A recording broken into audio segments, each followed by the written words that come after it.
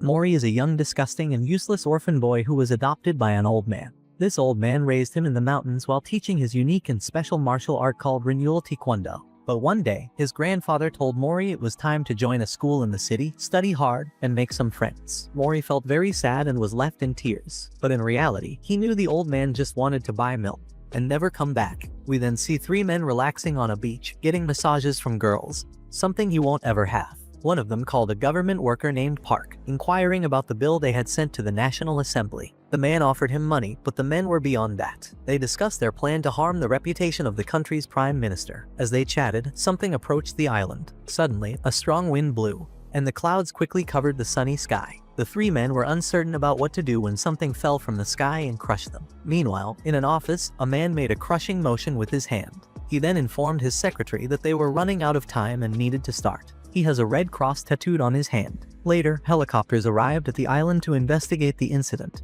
and found a massive hand-shaped print that had a cross on it, just like the one tattooed on the man's hand. We now see Mori, who's now a teenager. He wakes up from a dream about his grandfather's departure. He gazed at a photo of him and his grandfather, but then realized he was running late for an important event that day. He hurriedly left on his bicycle, feeling frustrated for oversleeping on such a significant day. Later, on the news, it was announced that today marked the first day of a martial arts tournament known as the God of High School. Students from all over the country could participate, and the city preliminaries were going to be held at the arena. We could see that all the kids were excited about the tournament and wanted to get tickets to watch it. Following this, we saw a guy working in a store. While taking out the trash, he checked his wallet and realized he didn't have enough money. He knew he needed to work more shifts to make ends meet. We see a girl who needs to get to the tournament and asks some martial artists for directions who are not selected for the tournament. While they give her directions, she becomes excited by the guy's muscles. Mori was on his way to the tournament, feeling really hungry and thinking about what he could have for lunch. Just then, he nearly got into an accident with a thief on a motorcycle who snatched an old lady's purse. In that moment, he saw the struggles in the old lady's life, and it made him feel sorry for her. So, he decided to turn around and chase after the thief.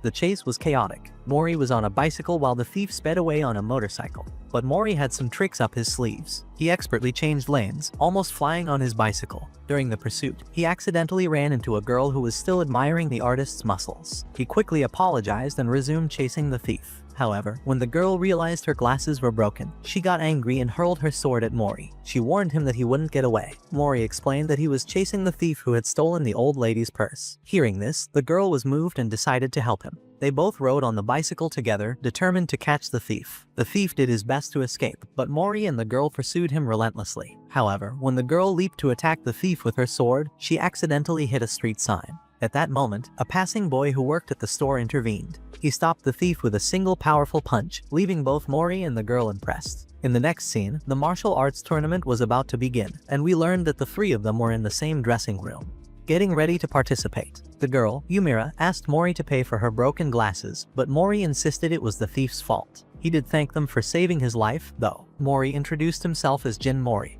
and the boy, Han Diwi, said his name. They exchanged introductions. Then, the announcer explained the tournament rules. He mentioned that any fighting style was allowed during the matches, there was no time limit, and participants could use any type of weapon. The only ways to win were by knocking out the opponent or getting them to surrender. The regional preliminaries were currently happening, and from there, participants for the main tournament would be selected. The announcer also talked about the bracelets they were all wearing, which monitored their vital signs. These bracelets were there to determine if fighters were seriously injured, and if so, the nanomachines injected into them would heal their injuries immediately. The announcer went on to explain that whoever passed all the rounds and won the tournament could make any wish to the organization. With all the fighters gathered, he declared that the fight had begun. Initially, everyone, including the audience, was shocked, but they quickly realized that it was a battle royal. Some fighters quickly realized that the bracelets not only monitored their life signs, but also indicated their fighting levels. As a result, they began targeting the weaker participants, demonstrating the different abilities of each fighter. However, it became evident that Mori was incredibly strong as he effortlessly defeated several opponents. Similarly, Diwi and Mira also proved their skills by defeating numerous participants. Afterward, a fighter named Kang Manseok entered the ring, and the blue-haired woman mentioned that he was the favorite to win the tournament. Kang started easily defeating several fighters, showcasing his speed even without using his arms. He expressed disappointment at the fighter's weakness and stated his preference for going back to sleeping in his prison cell. Yumira stepped up to challenge Kang, but her blows didn't do much damage, although she proved to be a formidable opponent. During the fight, Kang made inappropriate comments about her beauty and asked her out, to which Yu responded with disgust. Behind Kang, we saw Mori pulling down his pants, revealing animal print underwear. This surprised Kang, who responded by delivering a powerful kick to Mori's chest, sending him flying. Dewey noticed that when Kang kicked him, Mori took the opportunity to injure Kang's foot with his arm. Mori then stood up and told Kang that if he used all his strength, he would do the same. They both leaped to attack each other. Meanwhile, officials from the United States government grew concerned upon seeing images of the events that took place on the island. A man with a scar on his forehead entered the room, causing everyone to point their weapons at him. The officials asked about his identity, and he introduced himself as Park Mujin, explaining that he worked for the Korean government. The first round of the tournament came to an end. He walked ahead to go home, and Jin and Han followed, as they were all heading in the same direction. Their houses were along the same route. Jin asked Yu why she had hit him, which led to the revelation of what had happened during the fight between Jin and Kang. Yu remembered that when she had jumped to attack Kang, she accidentally twisted Jin's neck. She explained that it was not intentional. She had confused him because she wasn't wearing her glasses. However, she mentioned that they were able to heal him using nanomachines that had been injected into all the fighters. These nanomachines could repair all the damage incurred during the fights, leaving Han impressed by the organization's advanced technology. Later, Jin revealed that he was participating in the tournament because he wanted to face many opponents and become stronger. He then asked Han why he was taking part, and Han responded that it was for the money. Finally, Yu mentioned that she was fighting to reclaim her family's martial arts academy. Jin teased her, wondering how people could easily snatch her sword from her, to which she responded that it was because she had no glasses on. Jin took out her sword without her noticing, and she asked for it back. However, as she reached for the sword, it slipped from her grasp and fell into the river. Jin apologized and said he would retrieve it, but she slapped him and asked him to disappear from her sight. It was nighttime, and Mira was searching in the water for her sword. She heard her father's voice, reminding her never to let their moonlight sword style fade away. She had a childhood memory of her father giving her the sword and telling her to find a strong successor for the academy. As she grew up, while other girls enjoyed typical girly activities, she only had time for training and fulfilling her father's wishes. Back in the present, her phone's flashlight suddenly went out, leaving her in darkness. Jin Mori appeared with a flashlight to help her search for the sword. As they continued their search, she apologized for slapping him. When he had taken the sword, she had felt very sad since it was the only memento of her father. Suddenly, Han appeared with bright lights to assist them in finding the sword. The next day, a new round of fights was about to begin, and whoever won would be able to participate in the National God of High School tournament. They introduced a fighter named Go Gamdo,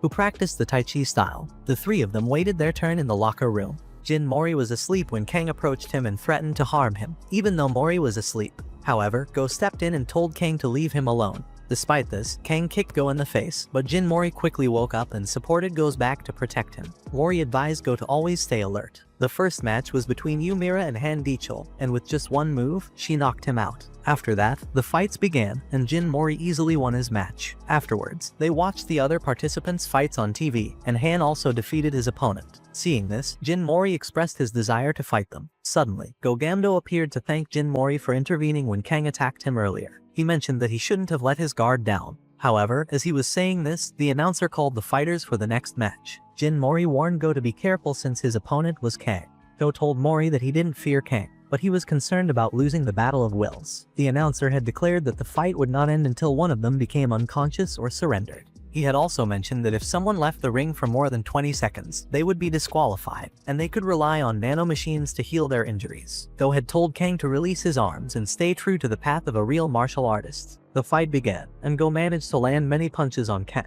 impressing Jin Mori and Yu with his technique. Then, he skillfully threw Kang into the audience, leaving everyone astonished. However, Kang returned to the ring slowly and seemed undamaged by Go's punches. Kang then freed one of his arms and began repeatedly striking Go. However, it became clear that Kang's fighting style allowed for anything, including eye gouges and low blows, as it was created for survival in war. At this point, Go believed that his Tai Chi style was about finding peace and not getting angry. He managed to land a powerful blow called the Yin-Yang Balance Strike on Kang, but Kang effectively blocked it. Kang then demanded that Go surrender by making him apologize, and he started slapping him to humiliate him. However, Go refused to give in. Kang continued to step on his face and then tried to tear Go's arms from his body. But just as he was doing so, Jin Mori intervened and began hitting Kang because he despised his dirty fighting style. The tournament organizers surrounded Jin Mori and informed him that he couldn't interfere in the fight that way. Kang got back on his feet and claimed that he was no longer the same. A black aura emanated from Kang, and he removed his heavy pants. We caught a glimpse of his past when he was weak and had asked his mentor to teach him techniques, but she had called him a failure. Returning to the present, Kang attacked Jin Mori with a powerful move. The organizers moved to intervene, but Jin Mori jumped and kicked Kang several times. He kicked Kang so many times that Kang fell unconscious. Suddenly, Park Mujin, the man with the scar on his forehead, appeared and used his power to throw Jin Mori to the ground. Over the microphone, he announced that he was the head of tournament administration, and a severe punishment would be imposed on Jin Mori. However, as they were taking him away, he heard the crowd praising and shouting his name. Following that, we observe a group of people dressed in religious robes within a cult-like setting. They are listening to the tournament's events on the radio, and one of them mentions that they will fulfill God's will, believing that by doing so, they will have their wishes granted. Back at the arena, the organizers have gathered, and the woman with blue hair mentions that Gogando is severely injured, which means he is eliminated from the tournament. Then, we see Kang, who is quite scared of what Jin Mori did to him. The woman comments that she doesn't believe Kang will fight again. Next, we see Jin Mori working out in his room, while the organizers are debating whether they should disqualify him. The man with the scar on his forehead looks at Jin Mori's record and is surprised to see that Jin Mori's grandfather is Jin Tijin. After that, the fights began. You faced off against a woman named Ma Mission, who happened to be the United States wrestling champion. Ma suggested that you should choose a different weapon since her wooden sword wouldn't stand a chance. She started the fight strong, attacking you with her aggressive moves. Ma explained that she had come all the way from America to win the tournament, as the winner could have any wish granted. You attempted to fight back with her sword, but Ma's strength seemed as tough as iron, making her attacks ineffective. Yu's sword ended up falling far away, and Ma taunted her, claiming that she had no chance of winning. This infuriated Yu, and she unleashed a power called the Moonlight Sword Style, which created a large wound on Ma's chest. Even without her sword, Ma fell to the ground, and Yu was declared the winner. Meanwhile, Jin Mori was in the room celebrating Yu's victory. However, Mujin entered and informed Jin Mori that they had decided on his punishment.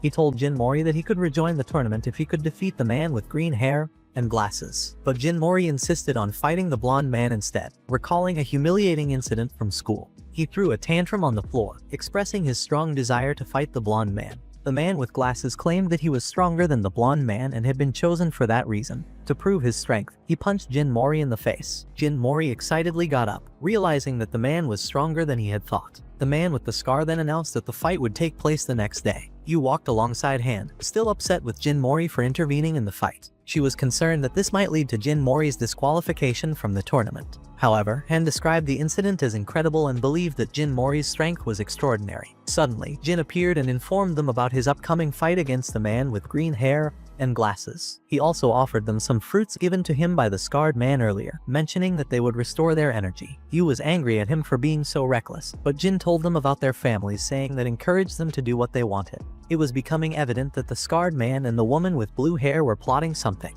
Afterward, Jin Mori was at home, eating a peach and preparing his bed to sleep. Suddenly, he experienced chest pain and collapsed, coughing up blood. In another location, the man with the scar explained that he had done this to test if Jin Mori was a true fighter, and to see if he was as strong as his grandfather. Next, we find Han visiting a friend in the hospital who is suffering from a severe illness. It's revealed that Han is participating in the tournament to earn money to help his friend. His friend mentions that the doctors will try a new and expensive medicine, and his sister has taken on extra work to cover the treatment costs. She has become so busy that she hardly has time to sleep, and he feels guilty for being a burden to both his friend and his sister. Han reassures him not to worry and to focus on getting better. He tells his friend about a boy he met who reminds him of him, and they start joking and having a good time together. Later, we see Han working as a trash collector, where he encounters some bullies who taunt him, having heard about his friend's dire condition. One of them hits him with a can, dirtying his shirt, but Han picks it up, and the bullies continue to mock him. Back at the arena, Han was preparing to fight in the tournament against a boy who was always seen with a book.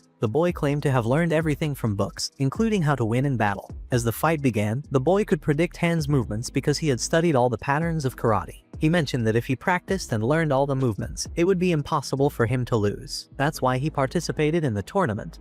To prove his theory correct, the boy attacked Han with a metal bat, but Han managed to dodge the blows. The boy tried to attack again but slipped and fell. Surprisingly, Han didn't take advantage of the situation. Instead, he offered the boy a hand to help him up. The boy was surprised that Han didn't exploit the moment and asked why. Han explained that it would be cowardly to attack a downed opponent. The boy got up and used a power called 12 Spears, which involved delivering 12 simultaneous strikes, severely injuring Han.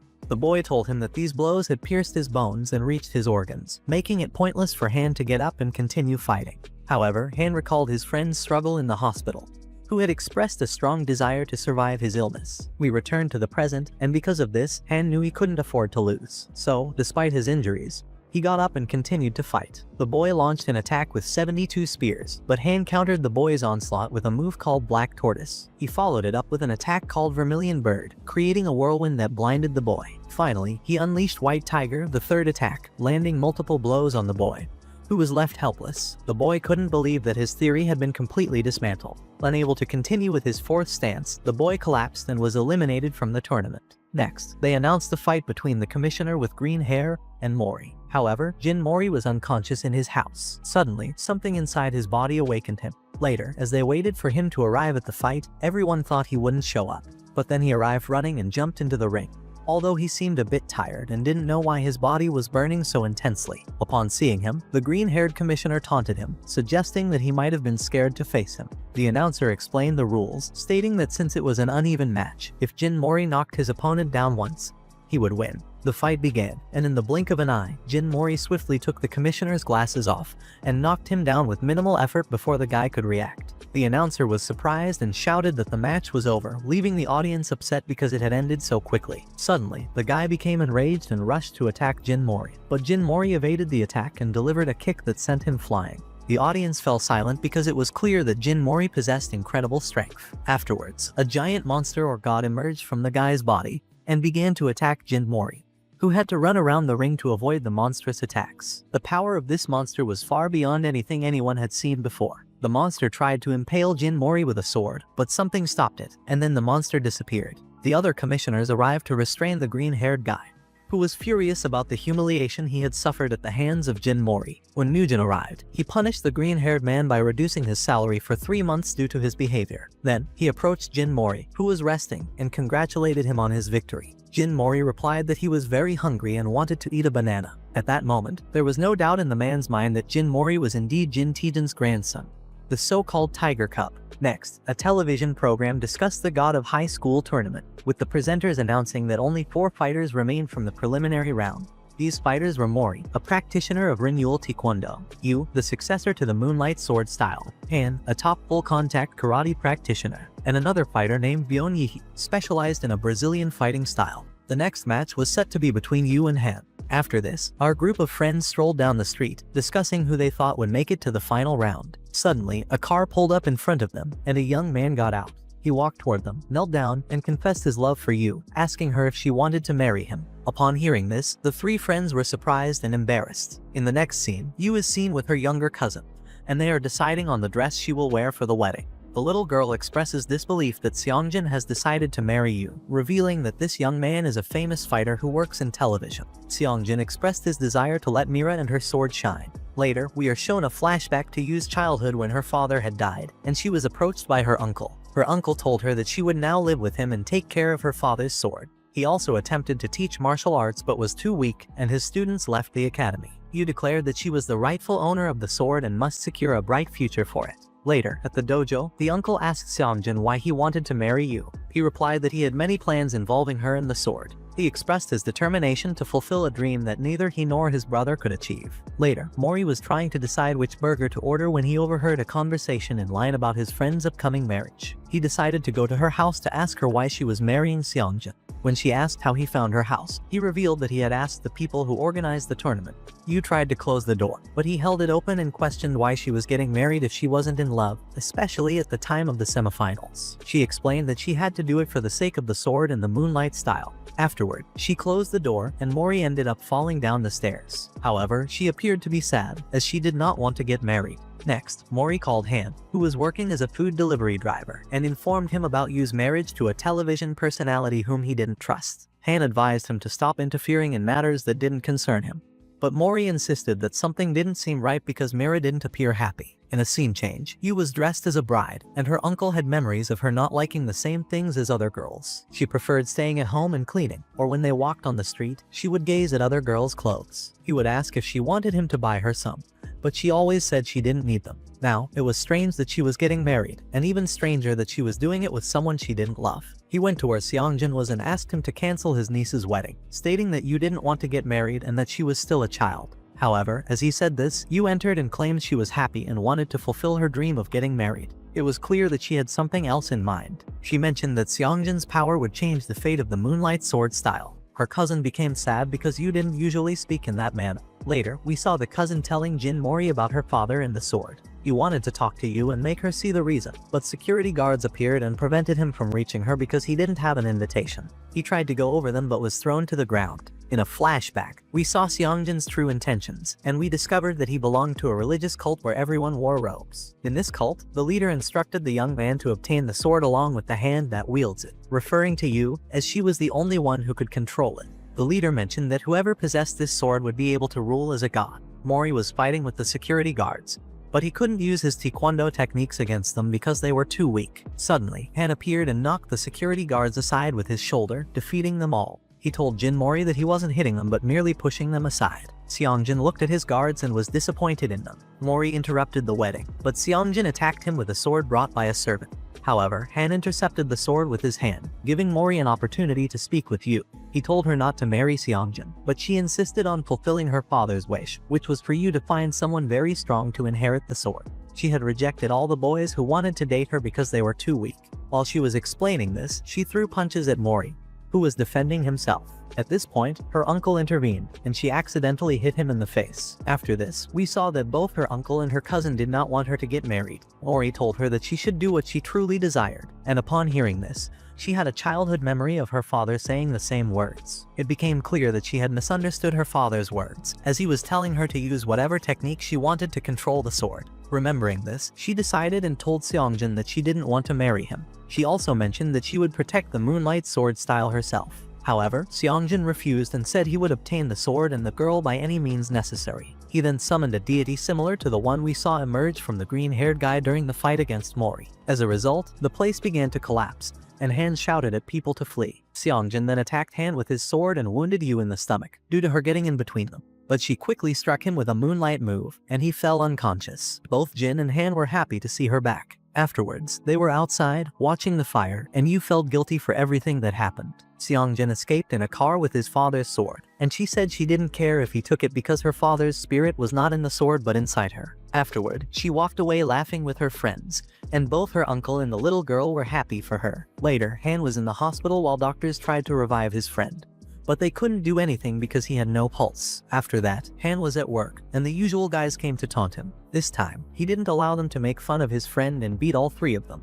Then, we saw the semifinal of the tournament between Han and Yu. At this moment, Han was filled with rage over his friend's death, and the audience was shocked to see him brutally beating Yu. He wanted to continue hitting her despite her being severely injured and unconscious, so the presenter had to step in to stop him from killing her. After the fight ended, he passed by Mori and told him that they would meet in the final. Mori thought that Han seemed like a different person and not his friend. 2 years ago, Han had a memory from before his friend became ill, showing that they used to enjoy fighting every day after school. Then, we returned to the present, and he was in the bathroom, vomiting while thinking about his friend and the injuries he inflicted on Yu. Following this, the other semifinal fight began between Mori and Byeon, who used his Brazilian fighting style. However, the fight ended quickly as Mori defeated him with a single attack that knocked him out. Jin displayed immense strength. The presenter then announced that the final would be between Mori and Han, and the winner would participate in the national tournament. Later, Mori visited Yu in the hospital where she was being treated with nanomachine technology. She noticed that he was distracted and told him that he wouldn't be able to win the final against Han that way. She mentioned that she lost because she was weak, but Mori said it was because she was injured from the fight. However, she expressed her concern about why Han had acted the way he did. Later, Han visited his friend in the hospital, who was still alive but in a coma. The next day, the final day of the preliminaries arrived. The fighters were called to the ring, and the match began. Mujin wondered if the tiger cub would awaken, referring to Jin. The fight was evenly matched as both exchanged blows, and neither had the upper hand at this point. Han landed a blow to Mori's mouth, causing him to spit out a lot of blood, just like Yu had been hit. Mori got up in anger and told Han that he wouldn't forgive him for hurting their friend. He launched several kicks from his renewal taekwondo, and Han fell into the corner. However, Mori approached and extended his hand to help him up. Han took his hand but told him that neither he nor Yu are his friends. He then began using various techniques to attack Mori. We then saw Yu leaving the hospital with her uncle and cousin. She walked past Han's friend's room and realized that he was being treated with nanotechnology. Several people were gathered there, including the tournament organizers and a girl who was mourning her brother's death. The sister screamed at the deceased guy, urging him to get up and fight his friend Han again, which was what he enjoyed the most. Later, a memory showed the scarred man telling Han that he knew he wanted to win the tournament to help his friend. He offered a deal: if Han won the semifinal and final in a very superior manner, he would cure his friend's illness using nanomachines. This was the reason why Han fought with all his strength against Yu and was doing the same against Mori now. Returning to the present, Han was beating Mori mercilessly with his god stance, and he fell to the ground. The presenter started counting to 10 to see if Mori could get up. But before the count reached 0, the scarred man appeared and told Han that his friend had already died. At that moment, Mori got up before the count reached 0. Later, we delve into Han's school days, where he had gained a reputation for winning all his fights, even against older students. In one instance, he found himself outnumbered by students armed with sticks, but an unexpected ally, the friend who would later mean so much to him, appeared to aid him in the battle. After their victory, both exhausted and lying on the ground, the friend questioned Han about why his supposed friends hadn't come to his aid. Han responded with a bitter truth: those he associated with weren't truly his friends. The friend offered a valuable piece of advice, urging Han to place more trust in people. Returning to the present, Han awoke from his unconscious state, grappling with the devastating news of his friend's passing. Mori initiated a brutal attack, but Han defended himself ruthlessly. At this juncture, we learned about the scarred man's previous conversation with Han. He revealed that the nanomachine treatment had been initiated, but regrettably, it was too late. Consequently, their contract had come to an end, leaving Han free to fight as he saw fit. In the heat of the battle, Han reflected on the folly of proclaiming that Mori and the others weren't his friends. He also recalled the words of his departed friend, the advice to trust people more echoing in his mind. Despite Mori's relentless assault, Han chose not to resist. In the midst of the intense battle, Yu implored Han to fight as he had when he faced her and handed him a letter left behind by his late friend.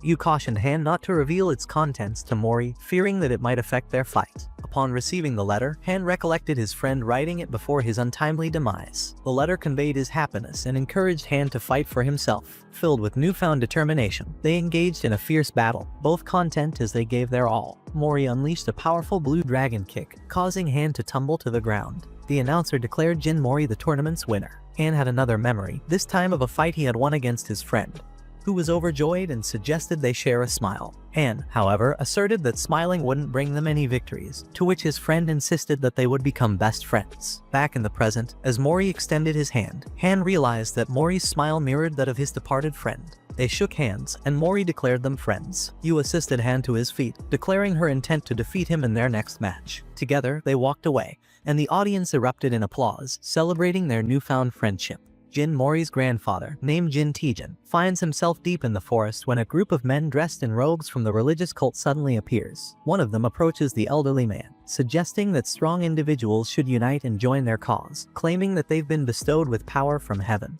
However, the old man vehemently refuses, asserting his right to live life on his own terms, a sentiment he often shares with his grandson. In response to this refusal, the man's expression changes, hinting that he might have used some form of power or manipulation on the elderly man. Mori lies on his bed, pondering the whereabouts of his long-lost grandfather, whom he hasn't seen since his childhood. Meanwhile, on television, the presenters make an announcement about the upcoming national tournament, which will be held in teams starting in 2 weeks. To participate in this tournament, the top 3 fighters from each regional preliminary must form teams. In order to determine the 3rd and 4th place fighters, Yu competes against the fighter skilled in Brazilian style and easily secures the 3rd place position. Mori enthusiastically cheers for her from the audience, but both Yu and Han feel somewhat embarrassed. The tournament administrators review detailed analyses of the teams, and a sudden rule change is enacted. This change is motivated by the realization that anyone on the teams could be the key, as they all possess key-like qualities. They understand that the key is awakened when the individual's strongest emotion triggers their latent power. Additionally, the administration expresses concern about the cult's increasing audacity after the preliminaries, as they are pursuing the same objectives. Mori expresses his happiness that Yu has won, ensuring that all 3 of them can participate in the upcoming big tournament as a team.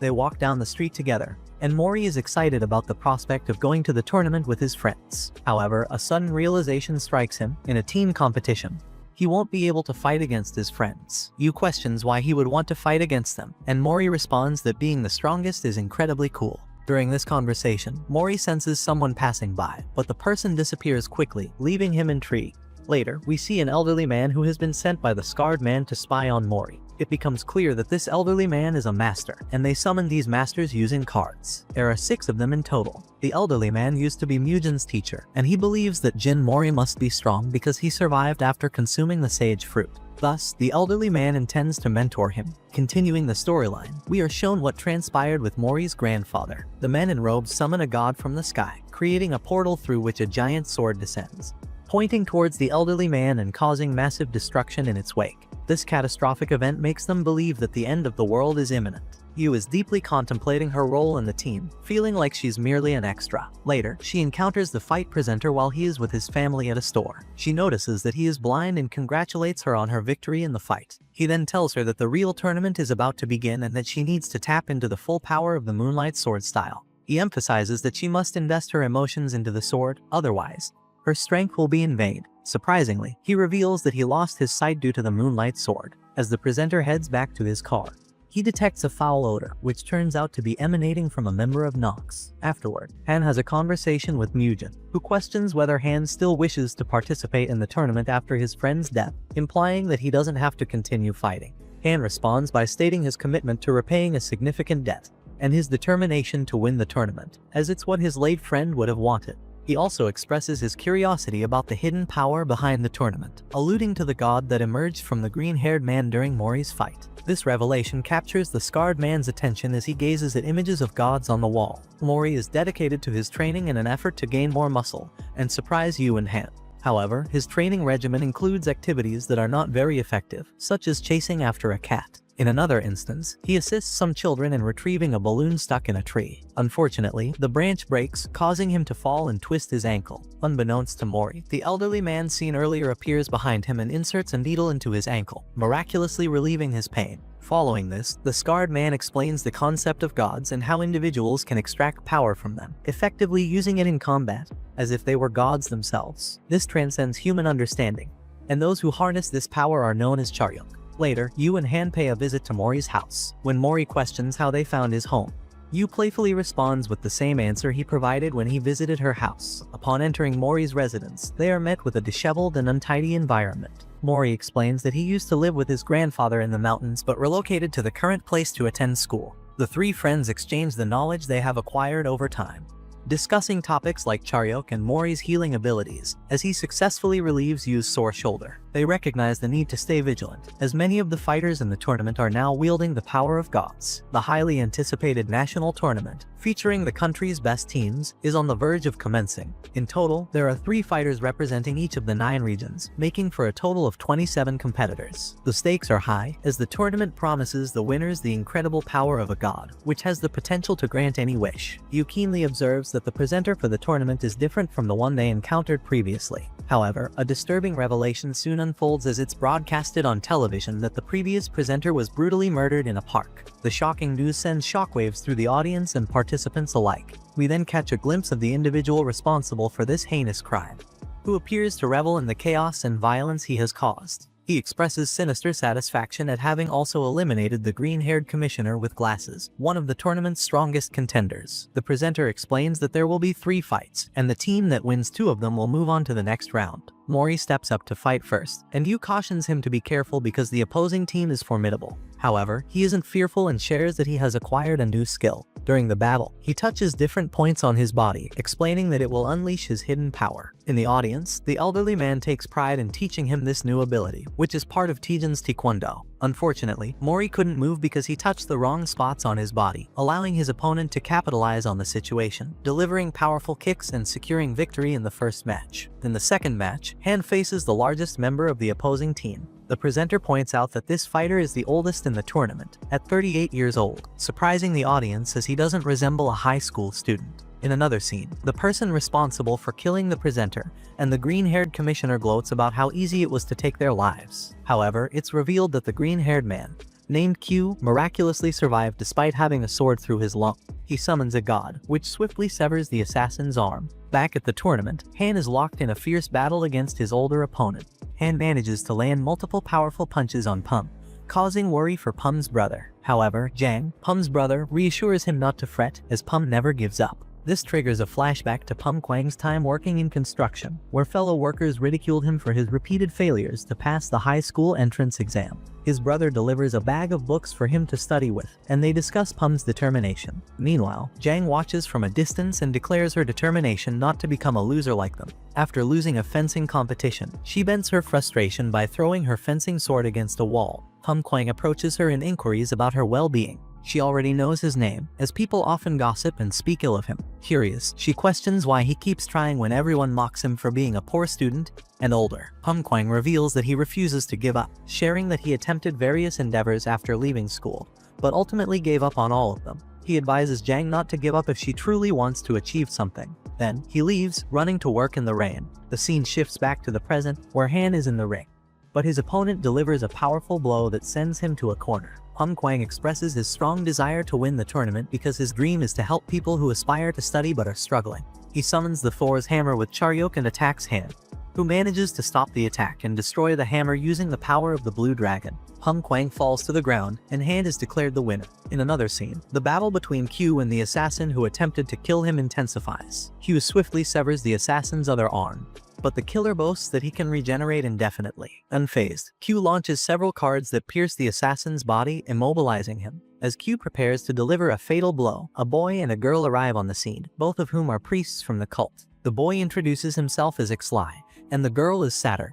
They wield strange powers and attack Q. However, the white-haired organizer, aware that Q had removed his limiter, arrives to assist him. She had sensed something amiss and came to investigate. Back at the tournament, the final match between Yu and Jang is about to commence, and the victor will determine which team advances to the next round. Initially, both girls wield sticks in their fight, but Jang quickly realizes that Yu holds the advantage. Peng Kuang fervently cheers for Jang, urging her to fight with unwavering determination and not give up. Jang conjures a power resembling a yellow light sword and attempts to strike Yu, but Yu skillfully evades the attack. Recalling the presenter's words in the park, Yu unleashes the full power of the Moonlight Sword style, delivering a powerful kick that shatters Jang's sword and secures her victory. Returning to the confrontation between Q and the white-haired girl, they emerge victorious against the cult priests. However, before they can execute the priests, Ixlai grabs Saturn, and the two of them manage to escape. Meanwhile, the other assassin's head begins to swell uncontrollably, eventually causing an explosion that engulfs the entire apartment and cuts off power throughout the building. Miraculously, they survive the explosion. Later, Mori and Yu celebrate their victory, while Han reflects on the moment when he struck Yu so forcefully during their fight, vowing never to repeat such an action. Jang regains consciousness, and Peng Kuang expresses his concern for her. He reassures her that it's not the end, and they will have another opportunity to compete next year. The next match begins with a green-haired boy named Jian Jugok, who creates a power using musical notes and fire. However, his opponent, Jegel Teak, summons a colossal shark that mercilessly attacks Jugok, causing him to lose a significant amount of blood. In response, a girl from Jugok's team attempts to intervene and help him, but Jegel Teak repeatedly kicks her while she's defenseless on the ground, shocking both the audience and the participants. Yu wants to prevent Mori from intervening, fearing disqualification, but this time, Han steps in to confront Jegel Teak. The announcer positions himself between them, and the injured boy, determined to win for the sake of his family's corporation, rises to his feet. He conjures and fires lightning, but Jegel Teak effortlessly counters it and summons the shark once more, which devours the boy. In the emergency room, doctors are attending to the injured boy while Park, the scarred man, contemplates the situation. An elderly man suggests that Jegel should be disqualified because it's evident that he intended to cause chaos in the tournament. However, Park responds by hinting that Jegel might be the key they've been searching for. Meanwhile, Jin Mori, Yu, and Han are in the audience, watching the ongoing fights. Han and Yu discuss the upcoming opponents, and Han remembers that he has been suspended from participating due to his previous intervention. Jin Mori, on the other hand, is impressed by a fighter named Park Ilpio, who effortlessly wins his match with a powerful kick. Park Ilpio's hoodie, adorned with a tiger emblem, reminds Mori of his grandfather's military uniform.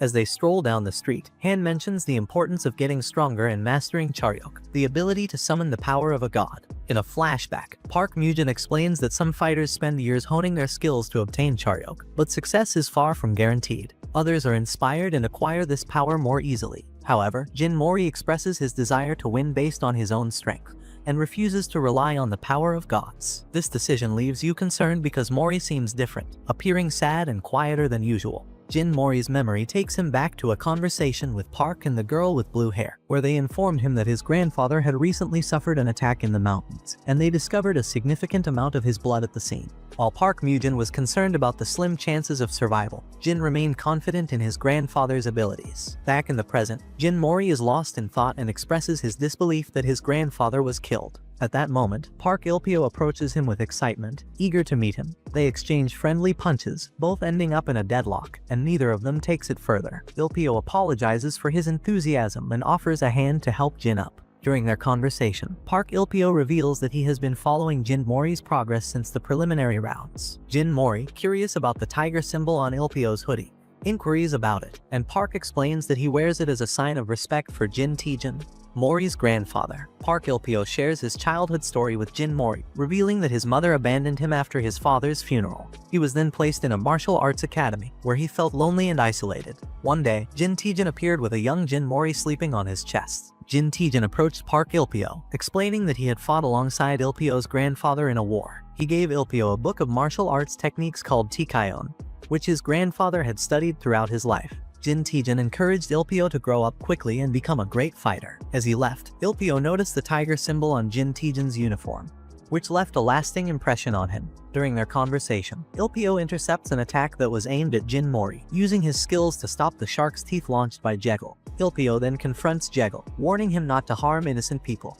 A flashback reveals Ilpio delivering a powerful blow to Jegal, leaving a strong impression on him. Afterward, Jegal departs, and Ilpio cautions Jin Mori about the danger that Jegal poses. Jin Mori is surprised and grateful for Ilpio's assistance, realizing that he wouldn't have been able to stop the attack without him. The scene shifts to Jin Mori training as he strives to become even stronger. Q barges into Park's office with anger, questioning why Park allowed the family of the deceased presenter to be murdered. In response, Park strikes Q and reminds him that he needs to compensate for the apartment damage caused during their fight. He also informs Q that 9 months of his salary will be deducted as a consequence of his actions. Later, on a rooftop, the blue-haired girl explains to Q that she created a fake body to deceive their enemies while the real wife and daughter were moved to a safe location. Meanwhile, Q retrieves a coin from beneath a soda machine, and Han, who works at the same location, observes him. Han approaches Q and makes an offer. He wants Q to teach him how to use Charyuk, and in return, Han promises to prepare lunch for him every day, allowing Q to save the money he would otherwise spend on food. Han's motivation is to become stronger than Jin Mori and ultimately defeat him. He senses that Jin Mori is troubled, and Han wants to be a reliable ally. Park meets with the tournament organizers and reveals that a dangerous religious cult called Nox is targeting them. He urges them to eliminate any member of this organization if they encounter them. Meanwhile, the members of the Nox cult gather for a meeting, and their leader declares war on the organizers of the God of High School tournament. In another scene, Jin Mori reflects on his 17th birthday and his long separation from his grandfather, Jin Tijin. He recalls that his grandfather left him to confront dangerous adversaries when he was just a child.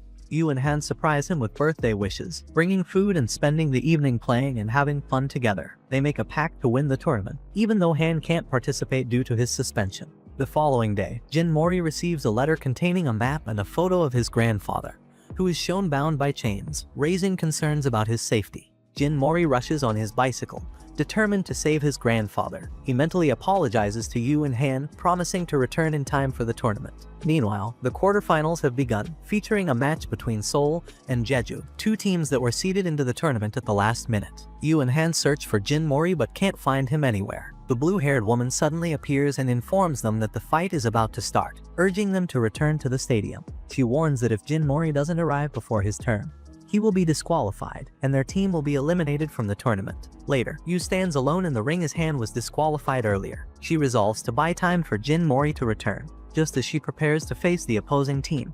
They arrive wearing black robes, raising suspicions that they might be associated with the Nox organization. The fighter set to battle Yu removes his robe, revealing his muscular body and a wooden sword that belonged to Yu's father, adding tension to the upcoming fight. In the midst of her fight, Yu's wooden sword shatters, and her formidable opponent reveals a national treasure known as Fengxian, harnessing its immense power. This revelation shocks Yu, as she was unaware of the sword hidden within her weapon.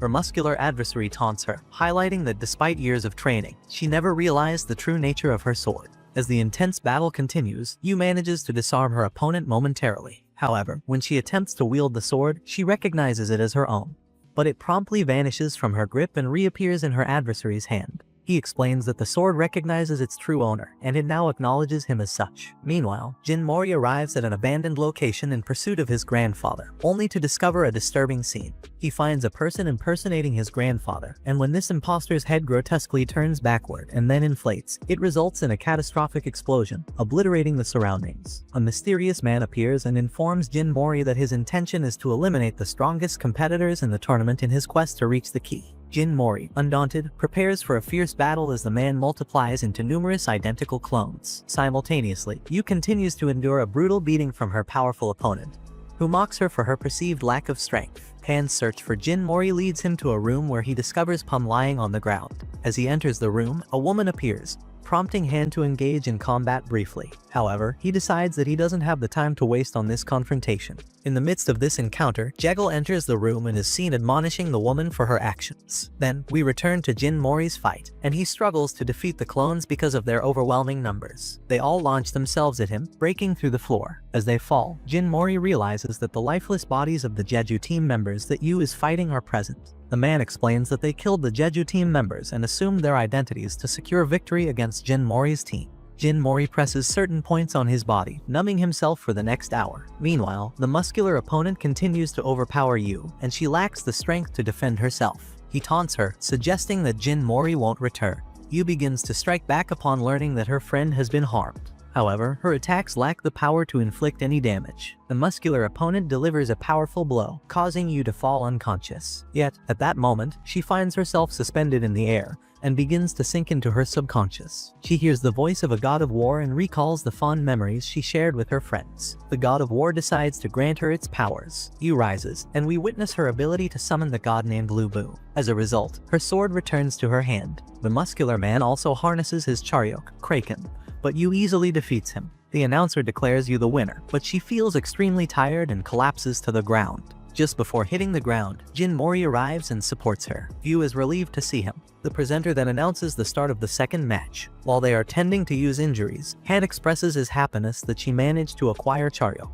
However, they can't help but notice that Jin Mori is unusually angry, unlike anything they've seen from him before. The fight commences, and Jin Mori's opponent inquires about how he managed to escape from the clones. Jin Mori remains silent and launches a powerful attack using blue dragons. This power isn't derived from a god but was created by Jin Mori himself. As we witness Jin Mori striking his opponent, it simultaneously reveals how he defeated the clone man earlier. In a later scene, we delve into Ilpio's memories, where Jekyll inflicts a severe injury on his best friend, Seunjun, by breaking his leg. At the hospital, they inform Ilpio that while Seunjun will eventually be able to walk again, she will never be able to practice martial arts. Ilpio seeks out Jekyll and subjects him to a thorough beating on the ground, demanding that he apologize to his injured friend.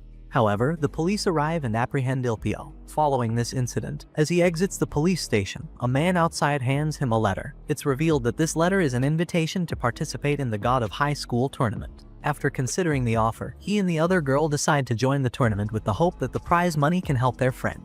Park explains to Jin Mori, Han, and Yu what transpired with the imposter Jeju team. He reveals that these individuals posed as others in an attempt to eliminate them from the tournament, but their efforts failed. The group will still compete in the semifinals. Han inquires about the motive behind the attack and who might be behind it. The scarred man discloses that it was orchestrated by the Nox organization. Meanwhile, we revisit the man with the clones who had been defeated by Jin Mori and is now severely injured. Jekyll arrives and asserts that he isn't a member of the organization but cooperates with them to gather information. As he departs, he summons the giant shark, killing the injured man, and declares his intention to claim the key. The tournament presses on, and Jin Mori's team squares off against Ilpio's team. Yu and Han continue to observe Jin Mori's unusual behavior, noting that he is quieter than usual. Subsequently, the fight between Han and the girl named Sunga commences. Sunga launches a fierce assault on Han, but he recalls the information Park shared with them earlier. Park had explained that Nox's objective is to prevent others from harnessing Charyok's power,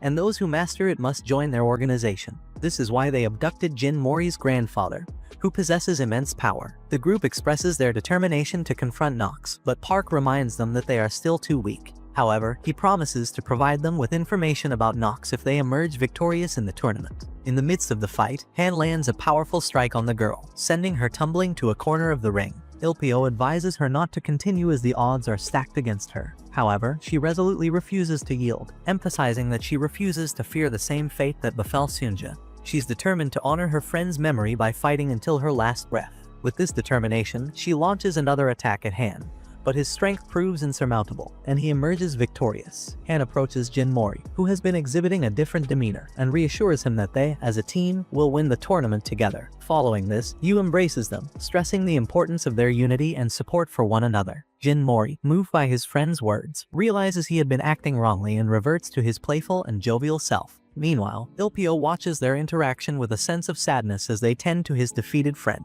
Soon Jin arrives and acknowledges that Sunde had mentioned their participation in the tournament. She expresses gratitude to Ilpio for his concern regarding her leg. However, she encourages him to fight not for her but for his own desires, particularly his wish to confront Jin Mori. Fueled by her words, Ilpio prepares to return to the ring, claiming that he now feels ready to do so. In a different scene, we witness the leader of Nox, Sang, unleashing his deadly powers, disintegrating several individuals. His actions are interrupted by Park, who has seemingly reappeared after a long absence. Sang acknowledges that it has been a while since Park made an appearance and then proceeds to reveal his knowledge about Park's intent to organize the tournament in search of the dormant key. Following this revelation, Sang performs a potent spell that manifests a symbol in the sky, emitting a piercing light that shoots into the heavens, creating a portal. Through this portal descends a colossal sword, the very same one that once appeared to Jin Mori's grandfather. Subsequently, we return to the ongoing tournament, where the highly anticipated battle between Jin Mori and Ilpio is set to commence. As the fight begins, Ilpio candidly informs Jin Mori that his current taekwondo skills won't be sufficient to defeat him.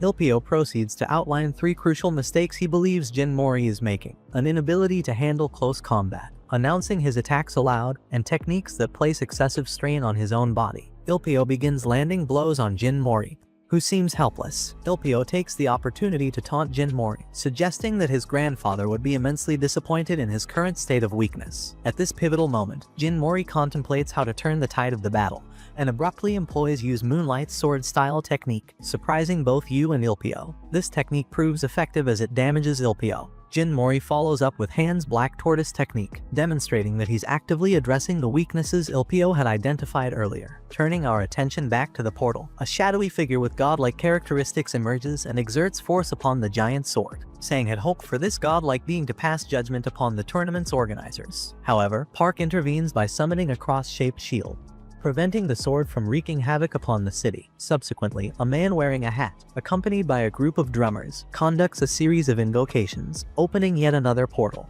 From this portal, hands emerge and seize hold of the sword. It becomes evident that their leader has summoned one of the 6 powerful beings. Meanwhile, on the city streets, the organizers find themselves engaged in combat with Nox followers. Ark struggles to maintain the cross-shaped shield, which still forms a protective barrier. At this critical juncture, a creature emerges from the second portal, clamping its jaws onto the sword and causing it to shatter. The organizers erupt in jubilation, celebrating their hard-fought victory. Following these events, we return to the intense battle between Jin Mori and Ilpio, where both fighters are pushing themselves to the limit, unleashing the full extent of their powers. It becomes evident that Ilpio has been providing guidance to Mori throughout the fight, leading to an impressive display of martial prowess. In a moment of reflection, we glimpse a memory from the past when Jin Tijin and Jin Mori visited Ilpio at the Martial Arts Academy. During their visit, the elderly man asked Ilpio if he would be willing to teach his grandson some valuable lessons if they were ever to cross paths. Remarkably, Ilpio fulfills this promise by imparting his knowledge to Jin Mori. As the battle reaches its climax, Ilpio eventually falls to the ground, defeated but content. He takes solace in the fact that he has fulfilled his commitment to Jin Tijin by helping his grandson become incredibly strong.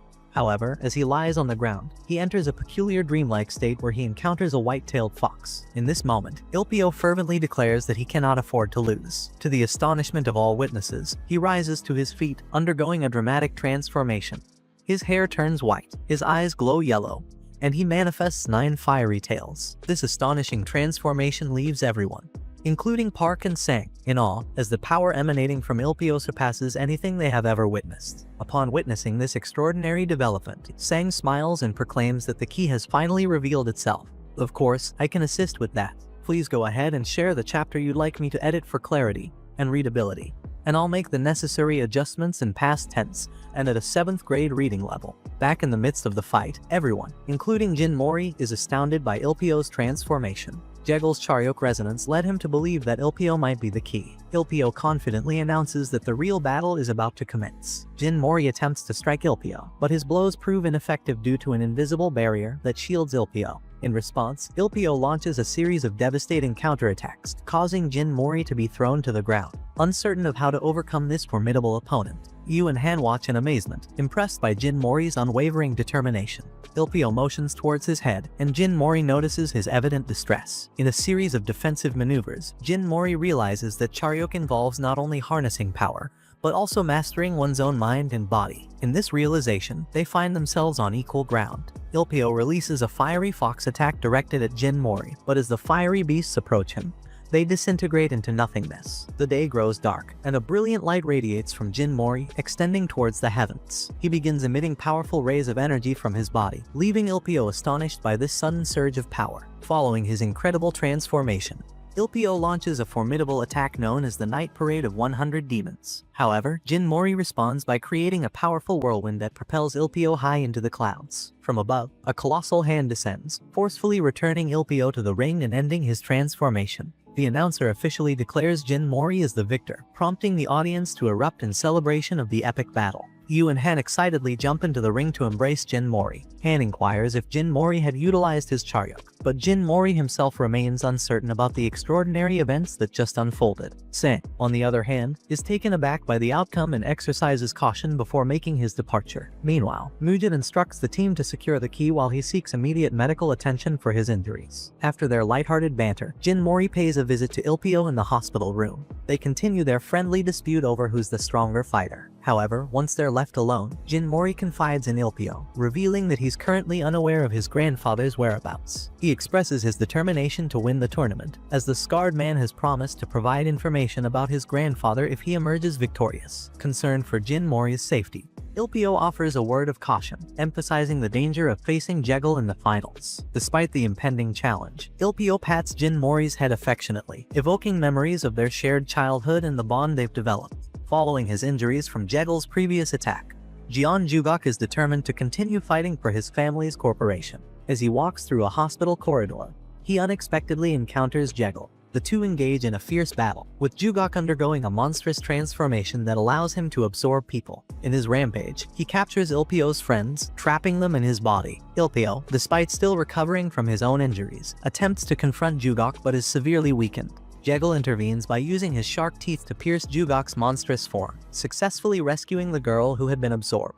However, Jugok releases his body tissue, capturing Ilpio's friends in the process. Although the girl trapped inside Jugok tries to reason with him, Jugok's frenzy continues, leading to a gruesome encounter where Jekyll summons his shark, resulting in the girl's demise and severe injuries to the boy. Witnessing the suffering of his friends, Ilpio is consumed by anger. He grabs Jekyll, and their battle escalates, ultimately leading to both of them falling from the top of a building. In a separate scene, Sang, the leader of Nox, makes a declaration while walking down the street. He announces that he has finally identified the key and releases flying monsters into the area. In response to this escalating threat, Park decides to bring an end to the God of High School tournament. Amidst the escalating chaos, a colossal godlike figure descends through the portal, its shadowy presence casting a sense of awe and dread over Jin Mori, Yu, and Han. Sang, the leader of Nox, seems to revel in these events, declaring it as both the beginning and the end of something significant. Shifting scenes, we witness the grandfather of Jugok, who is determined to avenge his grandson's tragic death, even if it means sacrificing his own life for this cause. The narrative then delves into Jekyll's backstory, shedding light on his past. It is revealed that he was forcibly separated from his mother and subjected to intense training with the expectation of becoming a winner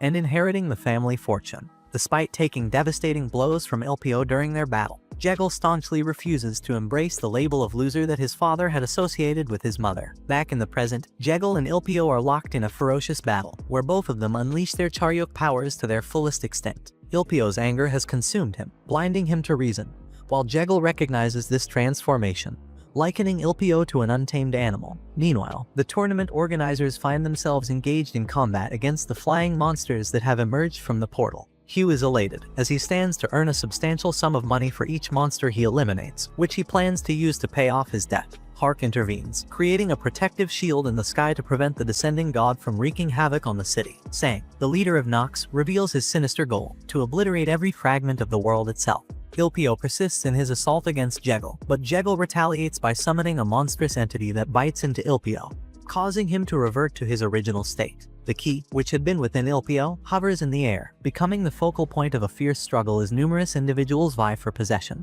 Ultimately, Sang manages to grab hold of the key, only to have it swiftly kicked away by Jin Mori, who is perplexed as to why everyone is fiercely contending for it. Meanwhile, Park continues to maintain the protective shield, resisting the destructive force of the descending god. In response to the escalating crisis, the United States government launches nuclear missiles and withdraws its alliance with Mugen, asserting that their advanced technology renders the old gods powerless. Given this dire situation, someone alerts Park, who casts a spell to transport the tournament participants to a remote location amid the mountains. However, Ilpio sustains serious injuries in the process. Han employs his Charyok, which possesses healing properties, to tend to Ilpio's injured friends. In that moment, Sunjian provides Jin Mori with an explanation regarding Ilpio's motivation for helping him become stronger. Ilpio foresaw powerful threats looming over the entire city, prompting his efforts to prepare Jin Mori for these challenges. Just then, Ilpio regains consciousness, and Jin Mori reveals the presence of the key to him. Although Ilpio remains unaware of the key's nature or why it resided within him, he earnestly implores Jin Mori to keep it safe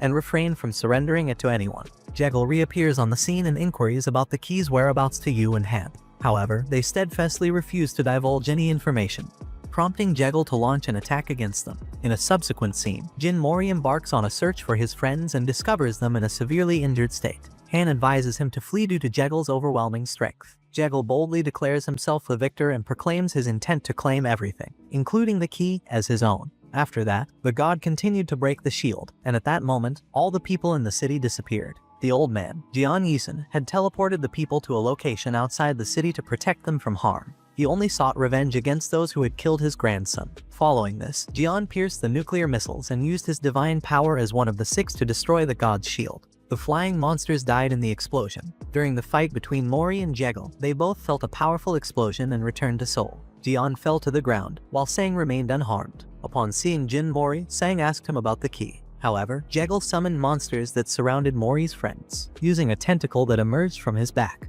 Jekyll bound Jin Mori and took the hidden key from him. With the key in his possession, Jekyll stated that he could finally surpass the gods. He devoured the key and transformed into a baby, rapidly growing and sprouting wings like an angel. Afterward, he reached his final form, which looked very different from his previous appearance. Jekyll mentioned that it was his destiny to absorb everything and return to nothing, and he declared his intent to kill all the weaklings. Park and the other organizers observed that the gods seemed to have been defeated.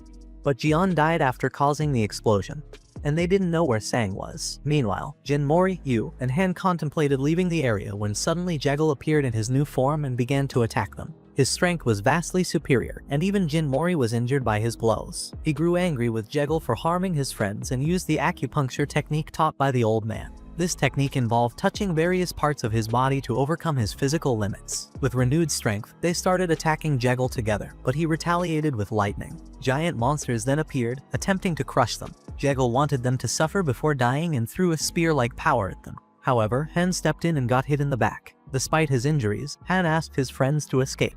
In that moment, Jin Mori unleashed a new power, and a giant staff fell from the sky. Sang was shocked to witness this and realized that Jin Mori was the guardian of the key, Satan Taisei. Mori removed the headband from his forehead, which transformed into a crown. His eyes changed color, and the staff shrunk to his size. Jin Mori grabbed it and began to beat Jekyll with it. Everyone watching was utterly amazed as Jin Mori unleashed his newfound power. Jekyll summoned giant monsters, but Jin Mori easily pierced through them with the staff. His anger was palpable as he demanded an apology from Jekyll for hurting his friends. Jin Mori began to name each of the people Jekyll had injured, taking revenge for their suffering. He hurled Jekyll toward the ground at tremendous speed. Despite his injuries, Jekyll got up and declared that he would never be a loser. In response, Jin Mori gathered clouds in the sky and repeatedly struck Jekyll with lightning. Park informed the organizers that Mori's power was not borrowed from a god but had become divine at that moment. Jekyll lost his transformation and fell defeated to the ground, while Sang and his followers disappeared. Yu and Han approached Mori with hugs, relieved to see him back to his usual self, hungry and all. However, Mori struggled to remember what had just transpired,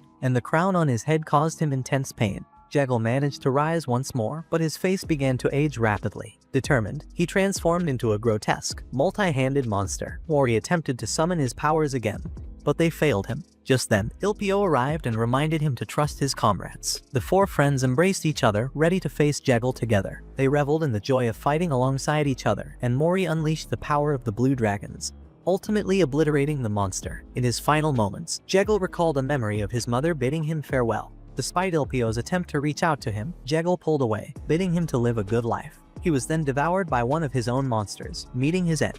Ilpio managed to catch some fragments of the key from Jegal's vanishing body. Then, a woman emerged, declaring herself one of the six and the progenitor of the human race, claiming to be the strongest and most significant figure in the tournament. She informed them that, as the winners, they had the privilege to make any wish they desired. In a rush, Mori approached the woman, expressing his desire for help to save his grandfather. However, in that moment, he recognized the needs of his friends, some of whom were missing body parts due to the battle's toll. Mori realized he couldn't be selfish and decided to put his own wishes aside. Instead, he made a selfless wish for the injured participants to have their bodies restored to their original, uninjured state. The woman used her power, and miraculously, those who had lost limbs or suffered injuries were completely healed, returning to their condition before the battle. She also informed Mori that his grandfather was indeed alive, though his presence felt extremely weak. Mori shouted for joy upon hearing the news, and his crown disappeared, but he fell into a deep slumber due to exhaustion. The scene shifts, and Mori awakens from a 3-month slumber. He heads to the kitchen, where he finds Yu and Han busy cooking.